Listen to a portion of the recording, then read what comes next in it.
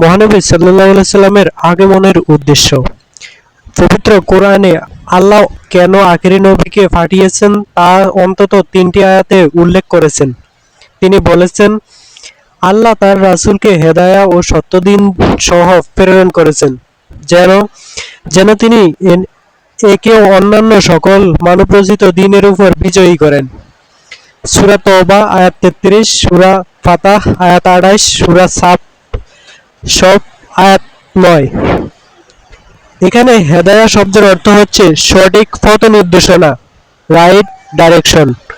আল্লাহর পাঠানো এই সঠিক পথ নির্দেশনা হচ্ছে জীবনের একমাত্র আল্লাহর হুকুম বিধান ছাড়া আর কারো হুকুম বিধান না মানার অঙ্গীকার।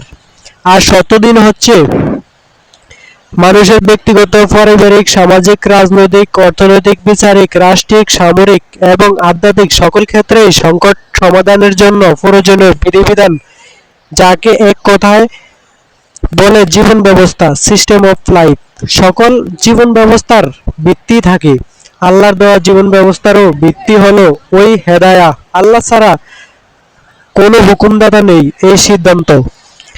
এই জীবন ব্যবস্থা যদি মানুষের বাস্তবিক জীবনের প্রতিষ্ঠা না হয়, তাহলে এটি নাজিল করাই অর্থহীন হয়ে যাবে। সেজন্য পবিত্র কোরআনে বহু আয়াতে দিন প্রতিষ্ঠার হুকুম দেওয়া হয়েছে।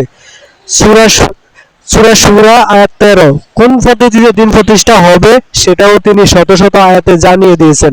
সেটা হচ্ছে জেহাদ ও কেতাল, সর্বাত্মক সংগ্রাম ও যুদ্ধ।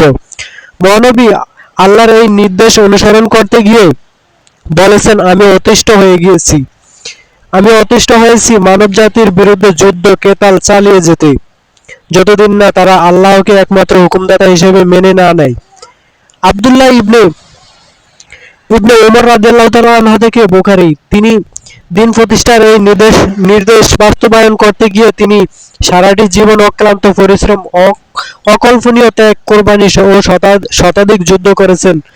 সুতরাং সংক্ষেপে শুধু এতটুকু বলা যায় যে দিন প্রতিষ্ঠার উদ্দেশ্য হলো মানব জীবন থেকে যাবতীয় অন্যায়, অবিচার, অশান্তি, যুদ্ধ, রক্তপাত, হানাহানি দূর করে ন্যায়, সুবিচার, সাম্য, মানবাধিকার, এক কথায় শান্তি, ইসলাম প্রতিষ্ঠা করা।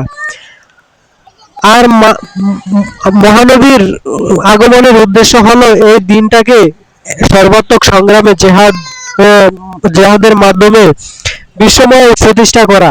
কেননা পৃথিবীতে কিয়ামত পর্যন্ত তিনি শেষ নবী ও শেষ পথ প্রদর্শক। দিন প্রতিষ্ঠা হলে পৃথিবীতে শান্তি আসবে, আর শান্তি প্রতিষ্ঠা হলে ইবলিসের সঙ্গে করা চ্যালেঞ্জে আল্লাহকে বিজয়ী করা এবং মানুষ খলিফা হিসেবে আল্লাহর শ্রেষ্ঠ সৃষ্টির প্রমাণিত হবে।